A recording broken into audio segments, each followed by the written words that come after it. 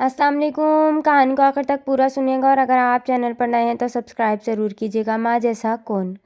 गंदे बर्तनों के ढेर को देखकर घबराई हुई बीवी बड़बड़ाई, अलादीन के चिराग का जिन मर्दों को ही क्यों मिलता है, ख़वातीन को क्यों नहीं। काश आज मेरे पास भी कोई जिन होता तो मेरा भी हाथ बटा देता। बीवी की यह मासूम ख्वाहिश सुन एक बहुत बड़ा जिन हाजिर हुआ और बोला, कवानीन के मुताबिक एक खातून को एक वक्त में एक ही जिन मिल सकता है। हमारे रिकॉर्ड के मुताबिक तुम्हारी शादी हो चुकी है और तुम्हें तुम्हारा जिन मिल चुका है। इसे अभी अभी तुमने सब्जी मंडी भेजा है। जाते हुए मुन्ना को स्कूल छोड़ेगा।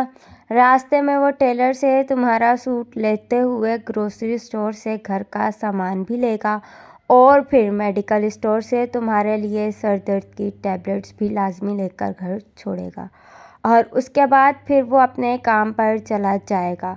काम पर फाइलों के ढेर, शिकायतों के अंबार, अफसरों की झाड़ सारा दिन उसका दिमाग घुमा के रख देगी। ना दोपहर का खाना खाने का वक्त होगा, ना आराम का कोई लम्हा। भूखा प्यासा थका हारा ये जिन शाम को वापस आते हुए सब्जी, फल और तुम्हारी पसंद की कोई मीठी चीज़ और पानी की बोतलें भी ले आएगा।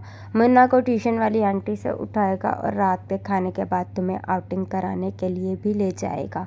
तुम्हारा जिन अगरचा टाइम थोड़ा ज़्यादा लेता है मगर बहुत मेहनती, हिम्मत वाला और अलादीन के चिराग के जिन से ज़्यादा काम करने वाला है।